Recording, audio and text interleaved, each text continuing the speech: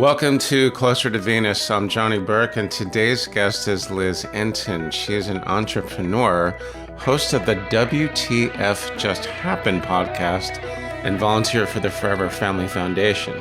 Today, we will be talking about her experiences that prompted her to volunteer at the Forever Family Foundation and what we can all learn from that. Liz, welcome to the show. Hi, thank you so much for having me. I appreciate it. We're going to talk about your podcast in a few minutes, but how did you get interested in exploring afterlife evidence to begin with?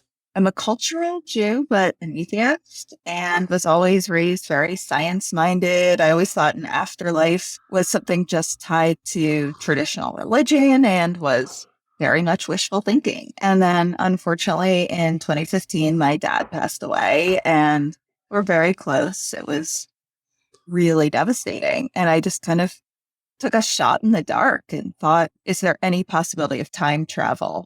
I mean, kind of knew it wasn't necessarily true, but I did a bit of Googling, read tons of books by Einstein on theories of time travel, since it seems time isn't as linear as we thought. So I found all the research, starting first with cases of kids with past life memories. That is where it started with, I believe it was Dr. Ian Stevenson at the University of Virginia. It's interesting that you mentioned you thought that the afterlife was tied to a traditional religion. Now, I think a lot of us know by now that they're not tied together, obviously, right?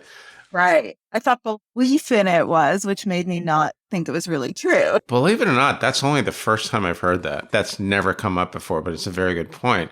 Really? Yeah. I'm really kind of surprised I don't hear that more often, but that does make a lot of sense where someone might think, well, if I believe in the afterlife, then maybe I'm obligated to belong to a faith community of some sort. It wasn't like I felt I was obligated. It was just the only presentation I'd heard of it was through heaven and religion, and none of that was very evidential. It all seemed very fantastical. None of it was substantial or concrete. I know people get so much strength from faith, so I don't want to insult anyone or diminish people's faith, but from my perspective, like a very science-minded person, just nothing I'd heard about in any religious writings gave me any reason to think this could be true. You had mentioned you were an atheist before any of this happened. You had no belief in the afterlife whatsoever, Right. Which I think is interesting because a lot of the people that do come forth, many of those people also didn't have any kind of spiritual beliefs whatsoever. It's almost as if they're like chosen to have those beliefs to be made an example of. What was the turning point that made you think the afterlife was actually a real thing? Oh, that's so hard to say. I don't 100% think afterlife's real. I think there is a preponderance of evidence that makes it most likely conclusion, but I'm still not 100%. I'm probably like 95%. That's pretty close. Tell us about some of the personal experiences that maybe happened after your dad passed. Oh, God, there were so many. First of all, getting some readings from mediums. I took all sorts of precautions. I gave fake identities, Google Voice numbers, had friends, not even family members, pay for me, and they would just knew things they couldn't have known. Then got what could be called signs from my dad as time went on. Those were just pretty remarkable, and they added to the body of evidence. I'm happy to share a sign or two if you would like. Of course. I was just about to say that. Sure. So I'd say this one, my dad had a favorite color.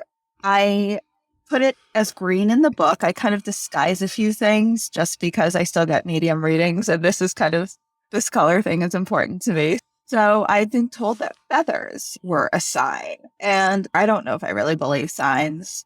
So I was walking along the street and I see this green feather sitting there. I pick it up, take it home, like I'm willing to consider it. Then fast forward quite a few months later, and I had a reading with a medium who was certified by Forever Family Foundation. Her name is Gina Simone. I was just about to ask about that. Yeah, okay.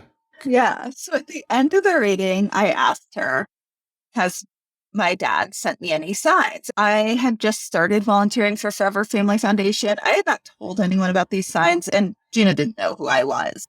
She said, I don't always want to say exactly because then you might get to attach and miss others. Let's say you wanted me to say green feather. I was like, okay, Gina, it was a green feather. And then fast forward, even a year later, I was like, okay, that's impressive. Maybe she was reading my mind. I don't know. I know Gina at this point, and I've been volunteering for a couple of years at Forever Family Foundation, and I help run their social media. So we're away at one of their grief retreats in Connecticut. And one of the things I was doing at this one was getting just little short video clips for social media from the mediums. And I missed getting Gina. And I just felt horrible about that. And I went up to the founder, who was my main mentor, just a rock in my life, Fran Ginsburg, who sadly passed away. And I told her I missed Gina and how bad I felt. And she was just like, well, why don't you just do a video call with her and get it? And as I get home, I walk into my apartment, go to my room, start working a little on my computer, and I'm like obsessing even more about this. And I look over and there are a pile of green feathers sitting in my room. I don't own anything with that. I have no idea how that happened. I was just like, what the? That's pretty crazy. We've all heard stories like this. It reminds me a little bit of your friend, Annette Marinaccio, who had stories not about feathers, but plenty of other types of things. Speaking of the Forever Family Foundation, it's my understanding they actually certify mediums. Did you witness this happening, or did they just explain how it worked? I just had read about that. They keep that part really, really secret, so no one really knows the exact details of it. All we do know is that they test and certify mediums to eliminate chances of cold reading or the medium knowing your identity, which is called hot reading. Bob Ginsburg told me about a medium that had one screen where they had their client on video and another screen where they had the client's Facebook. And I thought, oh, come on, man. No wonder people are skeptical. I can share with you the way it was explained to me. And I think this was Siri Burnson that brought this up. Yeah, she's great too. Great interview as well. I think there was 4 or 5 back-to-back readings. They had no idea who these people were. The sitters were then interviewed by the staff and literally graded the responses. You had to get like a certain percentage, like 65 or 70% yes, not just maybes. Obviously, she got certified. She said only about 15% of the mediums that go through the program get certified. Bob told me the same thing. Yeah. It's important for people to know that, and it's okay to be an open-minded skeptic, but there's a real service that this organization provides. So tell us some more about your activity, how you got involved, and the kind of things that you took part in. I was already getting some medium readings. I was taking classes at the Rhine Institute with Lloyd Arbach and John Kruth. And I was reading quite a bit of Dr. Julie Beischel from Windbridge. And I, through them, had found the mediums in New York who's certified by Windbridge. Her name's Laura Lynn Jackson. Turns out she's really well known. I didn't know that. I was just listening to what the scientist said. And another scientist, Dr. Diane Hennessy Powell, recommended Laura Lynn Jackson. Apparently, Laura Lynn Jackson is like the LeBron James of mediums, I guess. Yeah. Or the Tom Brady of mediums. She's very well known and stuff. She came highly recommended by the scientists. So I went to one of her events. She was very patient with me because I basically like stalked her with like scientific questions and was like, I can't believe this is true. I was just like ridiculously annoying. And she was very patient, very nice as I asked every skeptical question. This is a lot of what my book goes into, kind of this whole story of how I came to all this and all my awkward moments at like Laura Lynn's thing, as well as other awkward moments with media. So I went to Laura Lynn's and then I asked her, I really wanted to get behind the scenes and that really thought I'd find the catch. My hope was that there wouldn't be a catch because I wanted this to be true, but I didn't want to deceive myself. So I asked Laura if she knew of anywhere similar to Windbridge, but Windbridge was in Arizona and I live in New York and LA. Did she know of anywhere? She sent me to Forever Family and I have so much gratitude for that because that's where I met Fran and Bob. And Fran was really a rock in the early stage of my grief. So I reached out to Forever Family Foundation and decided if I volunteer, I can kind of get a behind the scenes view. I'll figure out what is really going on here? If this is all true, this is the most remarkable research that has ever been done in the history of all time. Like, there aren't even words. It's more remarkable than space exploration. It's more remarkable than string theory. So I reached out to Forever Family, sent them my skills. I'd done quite a bit of work in social media, and then started volunteering, attended some of the events, and got to know people. And now I'm no longer trying to find the catch. I still feel as amazed by the research, but it's changed where I feel this has just transformed my life. I think most people who come into this were not as skeptical as me. So I really feel if I can really help people and be like, this is how extreme I was, and I think it's real, I think that's kind of a very important voice for grieving people and hopefully helps them and gives another level of credibility. I have grief retreats. Annette was telling me about that. And they were featured on the Netflix docuseries. It was Surviving Death. I think Bob was in it, Siri Burnson, and a couple other people. It's pretty heavy stuff. Forever Family Foundation and Windbridge, and I'm sure there's a few others, I think are really doing some very cool work. If it can allay someone's grief, that's obviously a good thing, isn't it?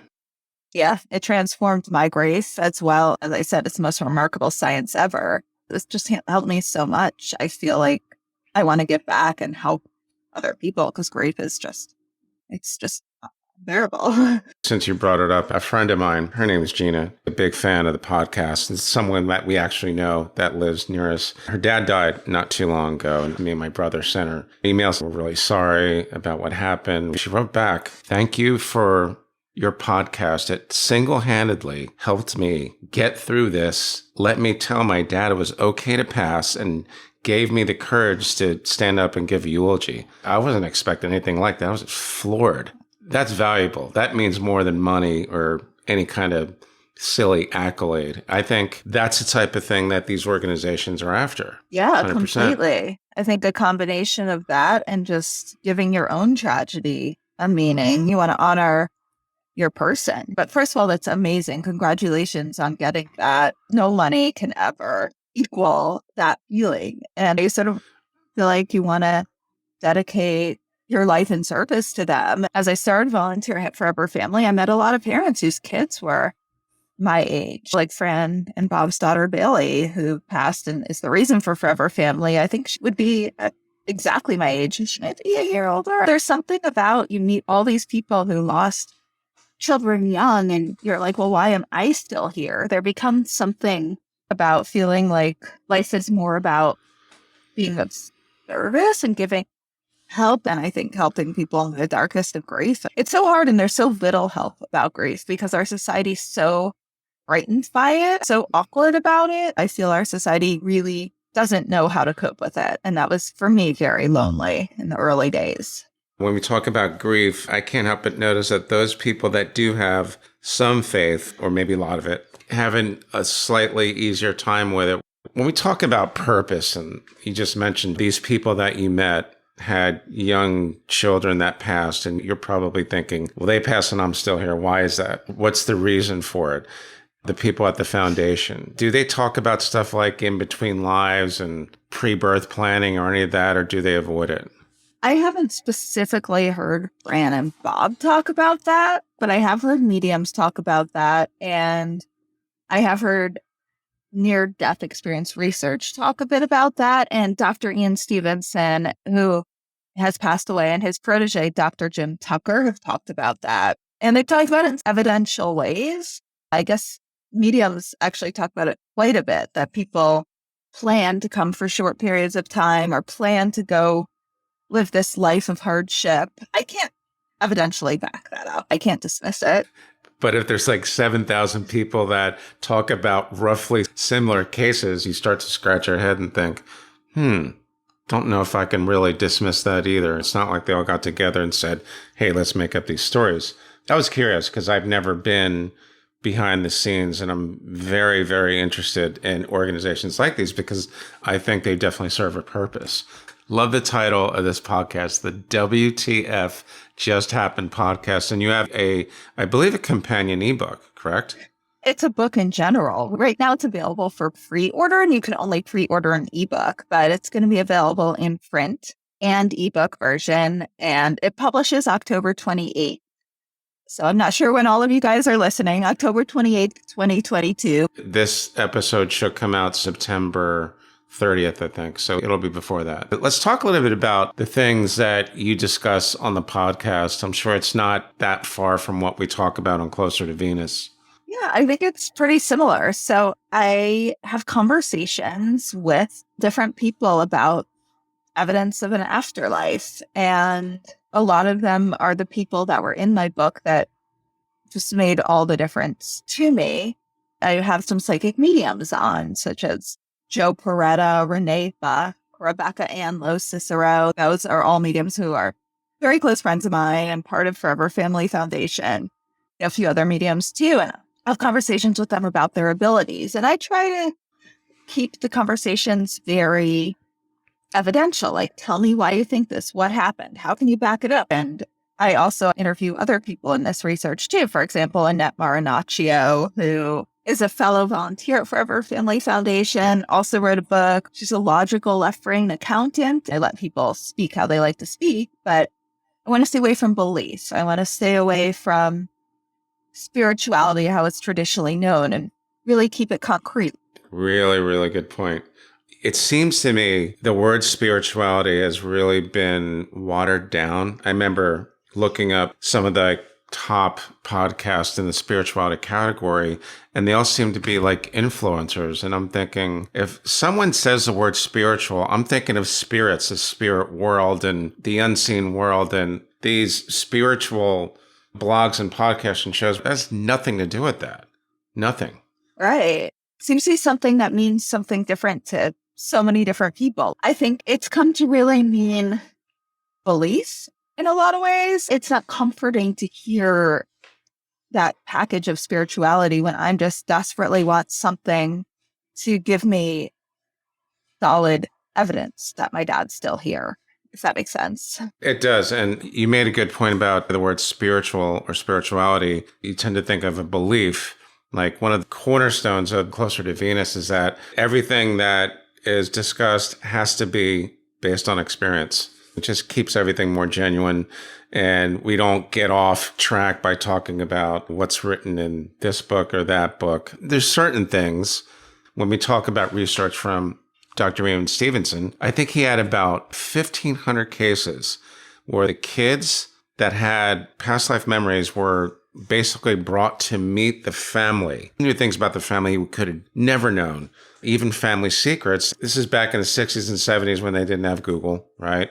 And in that many cases, the families actually accepted that child as a reincarnation of their past loved one. If that is not a compelling case for the survival of consciousness, I don't really know what is. Right.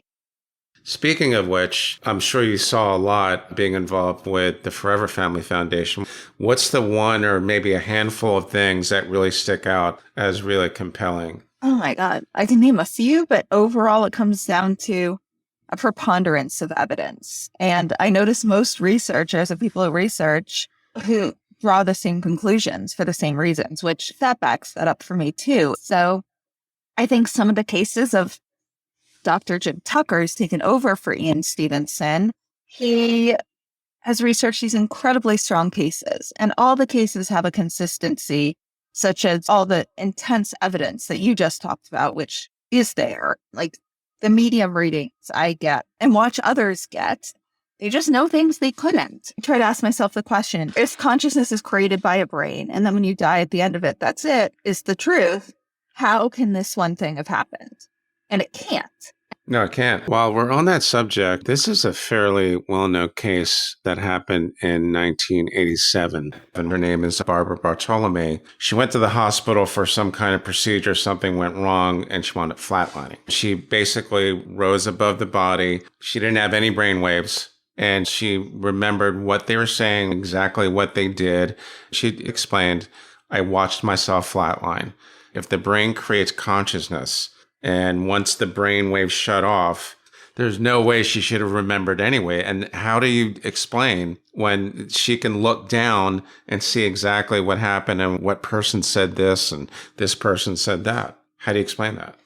You can't. You can't. Right. There's so many cases like that. You've had some really intense and educational and eye-opening experiences with this organization. What would you say to someone who thinks once you die, and that's it? What would you tell them? I meet a lot of people like that who are in grief who ask me, why do you think it's true?